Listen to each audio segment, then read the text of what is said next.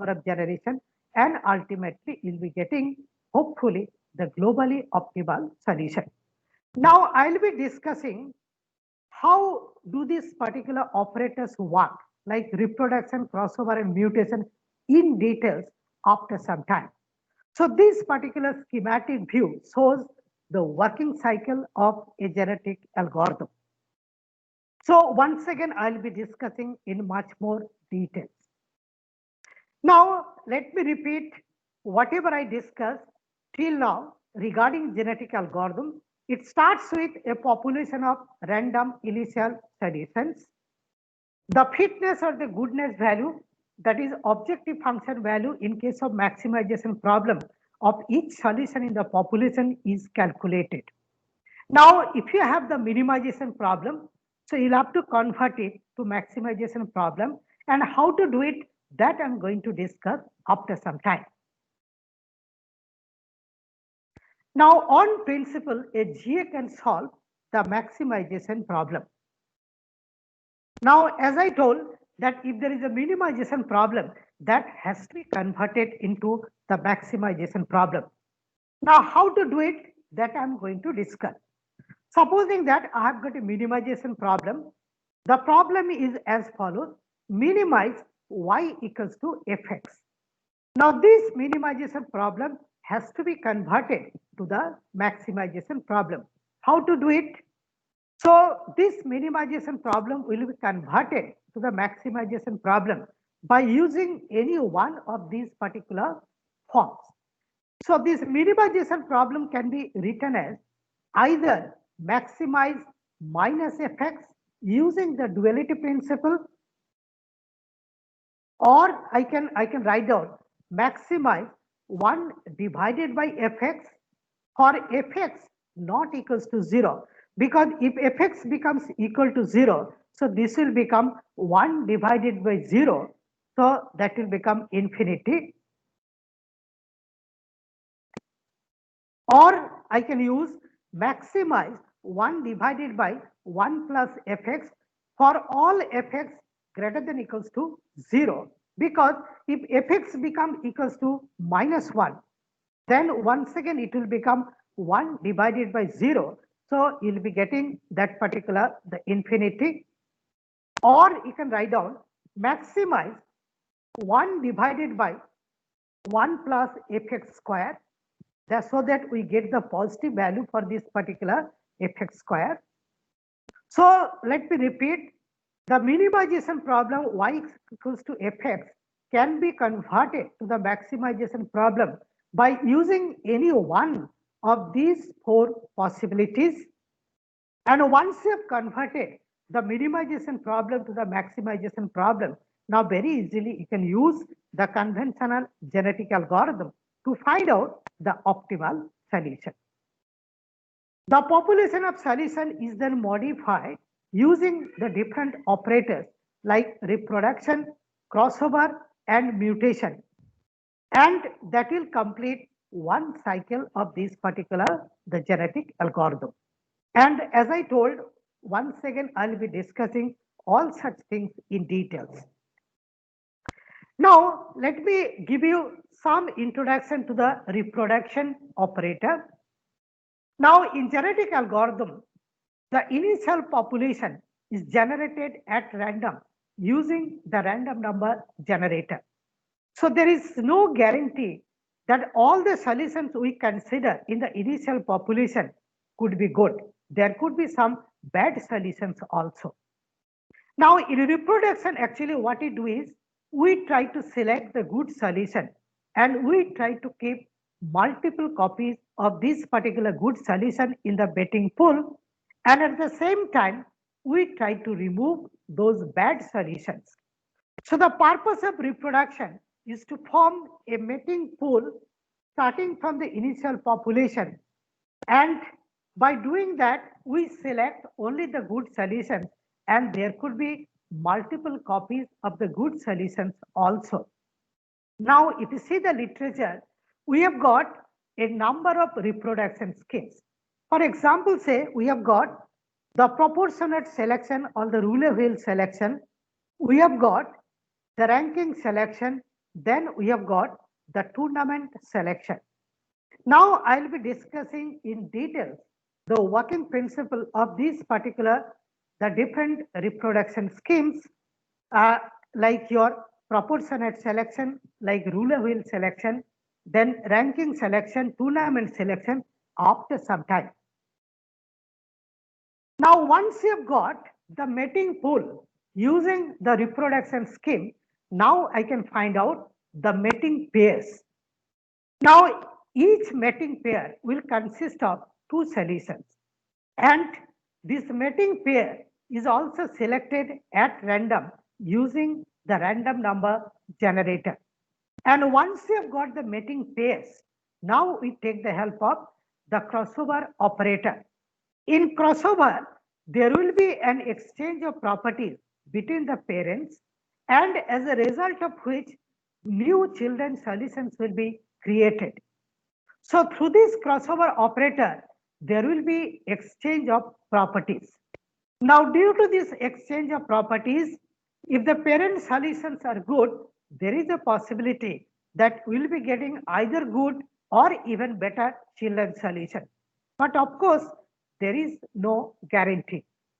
So in crossover operator, there is an exchange of properties between the parents, and as a result of which new children solutions will be created. Now, if you see the literature, we have got different schemes for crossover operator. For example, we have got the single point crossover, then comes your 2 point crossover, multi-point crossover, uniform crossover, and so on. And I'll be discussing in details all such crossover operator after some time. Now then comes the concept of mutation. Now the term mutation has been copied from biology. It means a sudden change of parameter. Let me take one example. In general, crows, crows are black in color.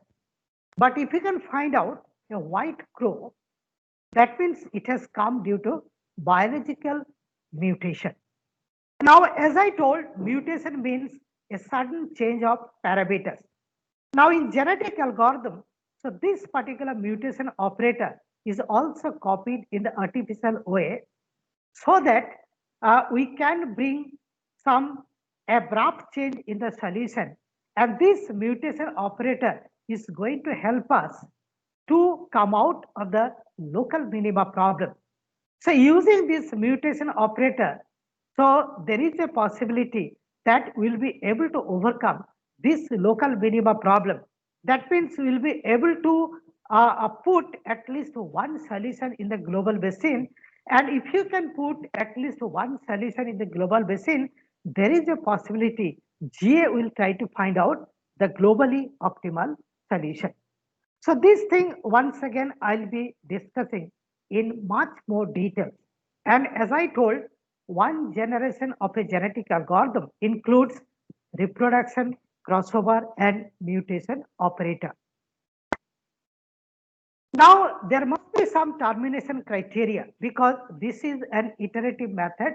So unless you put the termination criterion, there is a possibility that this particular algorithm will continue for a large number of generation or large number of iteration. So what we do is we put some termination criterion like maximum number of generation or desired accuracy in the solution. The moment the number of iteration becomes equal to the maximum number of generation, the problem will, the execution or the iteration will stop and will be getting the optimal solution. Or the moment it reaches the desired accuracy in the solution, the algorithm stops and will be getting the optimal solution. Now I'm just going to discuss the working principle of this binary coded GA in much more details with the help of one numerical example. Now, supposing that I have got a maximization problem of two variables, like maximize y is a function of two variables, x1 and x2, and both x1 and x2 are the real variables, and x1 and x2 are lying between x1 minimum and x1 maximum. Similarly, x2 is lying between x2 minimum and x2 maximum. So this is actually the variable range or the geometric constant. And here, for simplicity, I did not consider any functional constant. So this is nothing but unconstrained optimization problem. Now let us see how to find out the solution using the binary coded genetic algorithm or simple genetic algorithm or SGA. Now, step one, we generate a population of solutions at random. Now, in binary coded GA, the solutions will be represented using the combination of ones and zeros. So, we are going to use the binary codes for the solutions. I'm just going to take one example very soon, and you'll see that how to represent so these particular solutions using the binary string. Now, this is a population-based approach. Now, we'll have to select this particular, the population size that is denoted by capital N. Now, the population size or capital N depends on the complexity of this particular, the problem. Supposing that I've got a very complex optimization problem involving a large number of variables. And supposing that the nature of the objective function is such that this is a very complicated problem. Now to solve it, we'll have to go for large population size. For example, the population size could be 500, it could be 1000, it could be 10,000 and so on. So depending on the complexity of the problem, so we'll have to choose this particular, the population size. A binary string can be compared to a biological chromosome. So the binary string, I'm just going to take the example, which can be compared to a biological chromosome. Now, all of you know the properties of a human being that is encoded in the chromosome. Like how does he look like? What is his nature? What will be the level of intelligence? Everything that is encoded in that particular biological chromosome. And here, the quality of the solution that will be encoded in the binary string. And in binary string, each of the bits like ones or zeros that will represent actually the gene value of the biological chromosome. Okay, so as I told that your gene value is going to represent the quality of a human being which is encoded in the biological chromosome. And here in your binary string consists of a large number of bits, and these bits are going to carry information regarding the quality of that particular, the binary string. Now here I'm just going to take one little bit of simple mathematics, like how to decide the number of bits to be assigned to represent a particular a particular variable in binary string. Whether we are going to use 10 bits or 20 bits or 30 bits, how to take that particular the decision. Now, before I go for the derivation of this mathematical expression, very simple mathematical expression, let me tell you, if I want more precision in the values of the variables, so I'll have to assign more number of bits. And if I require less precision, I'll go for less number of bits. For example, say if I need more precision, I may go for even 20 bits to represent a variable compared to the situation like whenever I need less precision, like I can go even for 6 bits to represent a particular the variable. Now let me repeat, if I need more precision, better precision, I'll have to go for a large number of bits to represent that particular the variable. Now, how to determine the length of that particular the binary substring? Now, supposing that I know the range for a particular variable, say x1, that means I know what is x1 minimum and what is x1 maximum. Now, if I know x1 minimum and x1 maximum, very easily I can find out the range for the variable, and that is nothing but x1 maximum minus x1 minimum. Now, let me take a very simple example. Supposing that I'm going to use only 3 bits to represent a particular variable. 3 bits means what? 3 binary bits means what? On one side, we'll have 0, 0, 0. And on the other side, I'll have 1, 1, 1. Let me repeat. In binary, if I use 3 bits, so on one side, we'll have 0, 0, 0. Other side, we'll have 1, 1, 1. And in between, there will be some combinations of ones and zeros. Now, if I use 0, 0, 0, what is the decoded value? It is very simple. If it is 0, 0, 0, now the place value for the rightmost bit is 2 raised to the power 0, and the place value for the leftmost bit is 2 raised to the power 2. And in between, we have the place value of 2 raised to the power 1. So the decoded value of 0, 0, 0 is nothing but 0 multiplied by 2 raised to the power 0 plus 0 multiplied by 2 raised to the power 1 plus 0 multiplied by 2 raised to the power 2, and it becomes equal to 0. Similarly, the decoded value for 1, 1, 1, first you concentrate on the rightmost bit, that is 1, and its place value is 2 raised to the power 0. Okay, so how to find out the decoded value corresponding to the binary 1, 1, 1? So the decoded value will become equal to 1 multiplied by 2 raised to the power 0 plus 1 multiplied by 2 raised to the power 1 plus 1 multiplied by 2 raised to the power 2, that is equal to 7. So 0, 0, 0 corresponds to 0, the decoded value is 0, and 1, 1, 1 corresponds to 7, its decoded value is 7. So if I use 3 bits, that means the whole range of the variable, that is x max minus x min, I am dividing into 7 equal parts. Are you getting my point? How to get 7? That is nothing but 2 raised to the power 3 minus 1. Why 3? 3 is the number of bits I am using to assign that particular the variable. 0, 0, 0, 1, 1, 1, or 1, 1, 0, something like this.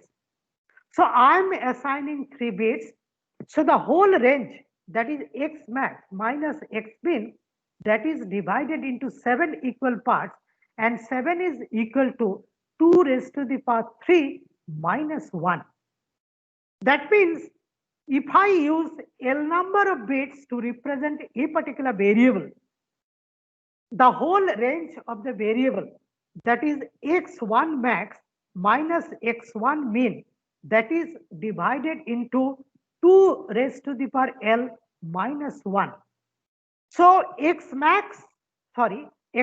max minus x1 min divided by 2 raised to the power L minus 1 becomes equal to epsilon. That is nothing but is your desired accuracy or precision in the value of the variable. Let me repeat. x1 maximum minus x1 minimum divided by 2 raised to the power L minus 1 is nothing but epsilon. So I can write this x1 max minus x1 minimum divided by epsilon is nothing but 2 raised to the power L minus 1. That is approximately equal to 2 raised to the power L. Now you take log 2 base log on both the sides. If you take 2 base log on both the sides, then you will be getting L, that is the number of bits to be assigned to represent a particular variable, and that is nothing but log base 2 x1 max minus x1 min divided by epsilon. So this is the way actually you can find out mathematically approximately how to decide the number of bits to represent a particular variable according to the desired accuracy or precision level. So this is how to determine that particular the L. And once you've got this particular L, supposing that in one optimization problem, there are two variables. And supposing that we have decided the number of bits to be assigned to represent each variable, and using that particular mathematical expression, supposing that we have calculated and we have got for x1 say I'll have to use 10 bits, and for x2 also say I'll have to use 10 bits. So to represent x1 and x2, I need 10 plus 10, that is 20 bits. So the GA string will be 20 bits long. Then what is capital L? Capital L represents the string length. That means the total number of bits to be used to represent x1 and x2. That is nothing but 10 plus 10, that is equal to 20 bits.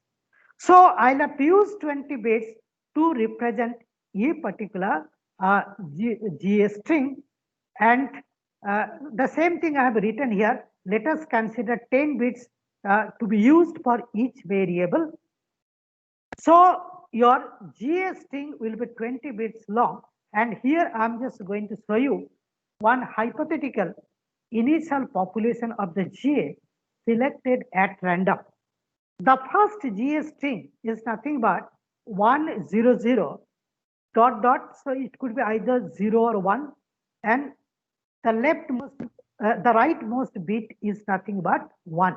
So this is nothing but a GA string which is going to carry the information of the design variables, that is your x1 and x2. x1 is going to represent the first 10 bits starting from here, then the remaining 10 bits starting from here is going to represent that particular x2. So this particular GA string will be 20 bits long. Similarly, there could be a large number of GA string which is going to represent actually your the initial population of GA.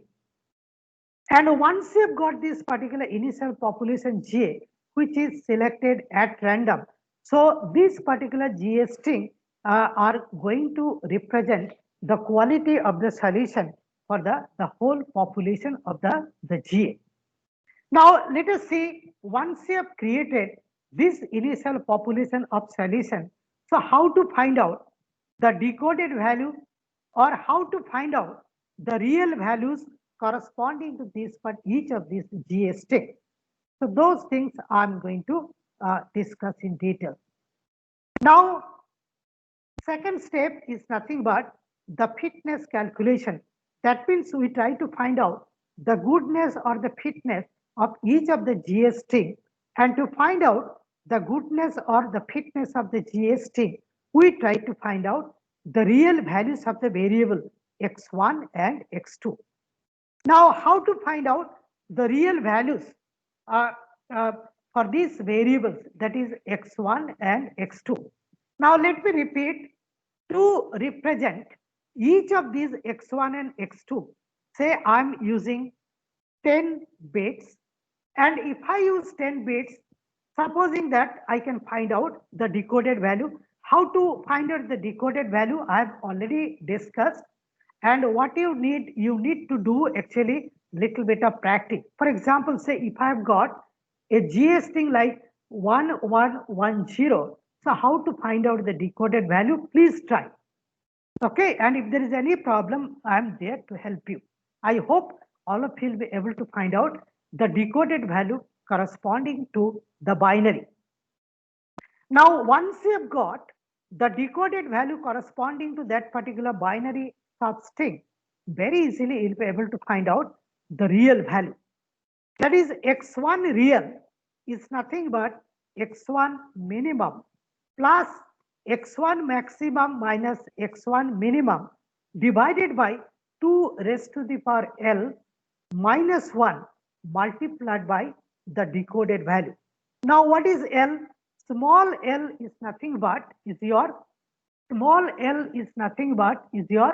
the number of bits which you are going to use to represent that particular the variable in the binary string. Now here small l is nothing but 10. So small l is equal to 10. So if I know the value of the small l, if I know the decoded value corresponding to the 10 bits, very easily you'll be able to find out the real value corresponding to this particular x1. And similarly, you can find out the real value corresponding to this particular x2. And once you've got the real value corresponding to this x1 and x2, so I can find out the fitness value or the goodness value corresponding to a binary string because I know the expression, the mathematical expression of this particular objective function. So if I just going to substitute the real values for this x1 and x2 in the expression of objective function, so we are going to find out the real values for this particular x1 and x2. Now this is called actually the linear mapping rule. And as I told that here we are able to find out the decoded value and the real values for x1 and x2, and by substituting the values for x1 and x2 we can find out the value of the objective, that is nothing but the fitness for the first GS string denoted by f1. By following the similar procedure, you can also find out the fitness values, that is f2, f3, f4 up to fn. For the whole population, I can find out the fitness information. So I hope you have understood how to determine the fitness information for the whole population of solutions.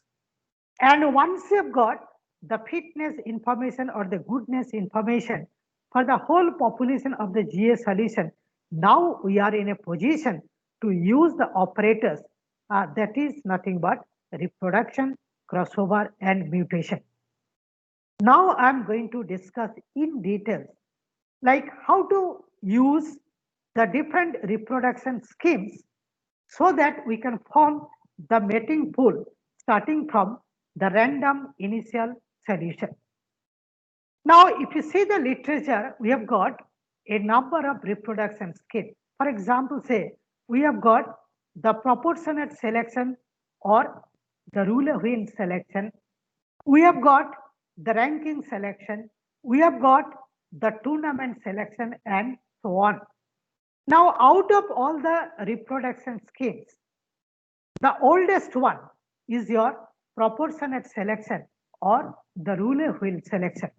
Now, let me first concentrate on the working principle of this proportionate selection or the ruler wheel selection.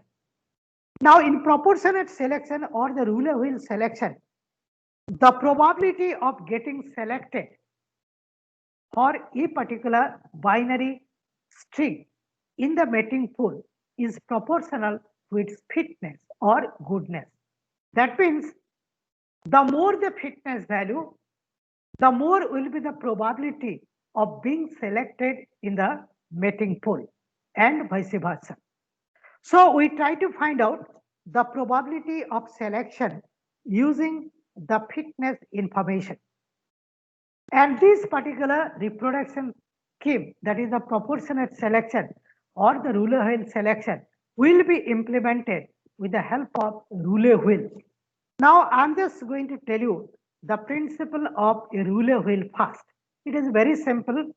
For this ruler wheel, I have got a fixed pointer. And here we have got a wheel. Now this particular wheel is going to be rotated either clockwise or anti-clockwise. Now here on the top surface of this ruler wheel, there will be marking. You can see that F1, F2, Fn. That means this particular marking has been done based on the numerical values of the fitness, that is F1, F2 up to Fn.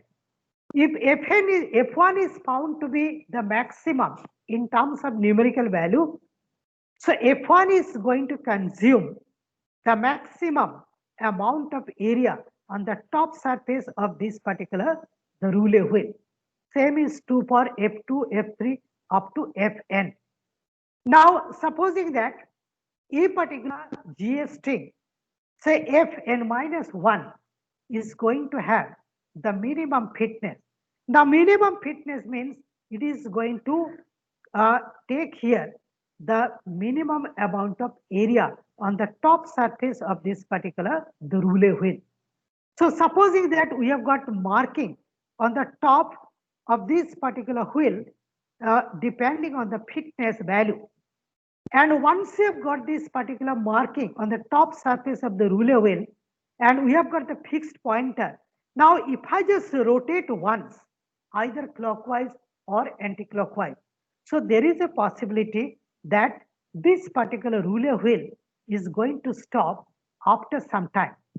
And supposing that it is going to stop here, now this particular, the fixed marker is going to indicate that F1 is the winner. That means F1 has been selected in this particular the mating pool. And supposing that the population size is say 1000. So 1000 times you'll have to use this particular roulette wheel, and each time it is going to select only one out of this capital N solutions, any one it is going to select. Now, if the fitness of a particular solution is more, its probability will be more to be selected, and consequently there is a possibility there will be multiple copies of a particular good solution in the betting pool. On the other hand, for a bad solution, there may not be even a single copy in this particular the betting pool. So by using this roulette wheel selection or the proportionate selection, you can form the betting pool starting from the initial population, and the average fitness of this particular the betting pool is going to improve. And here the probability of selection is nothing but Fi divided by summation Fi. I varies from 1 to capital N. So probability of being selected for a particular GS string is nothing but Fi divided by summation Fi. So that shows actually the probability of being selected in the betting pool using the principle of proportionate selection or this particular the roulette wheel selection. Now here, so this particular table shows the different GS string, capital L number of GS string, and their fitness values F1, F2, F3 up to Fn, and probability of being selected. If you use the proportionate selection, that means for the first GS string, the probability is F1 divided by summation of A values. For the second GS string, the probability is F2 divided by summation of A values, and you will be getting the sum of all probability values are nothing but is your 1. So using this particular the roulette wheel selection or this particular the proportionate based selection.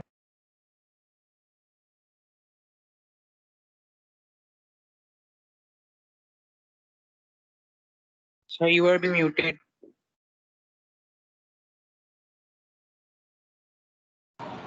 Sir, you're muted. Using this particular principle, so you can find out what should be the mating pool corresponding to your this particular the proportionate selection. Uh, Now, this proportionate selection actually has got some problem in the sense like there could be a chance of your uh, premature convergence. Now, I'm just going to discuss in much more details your what should be the different types of other reproduction schemes.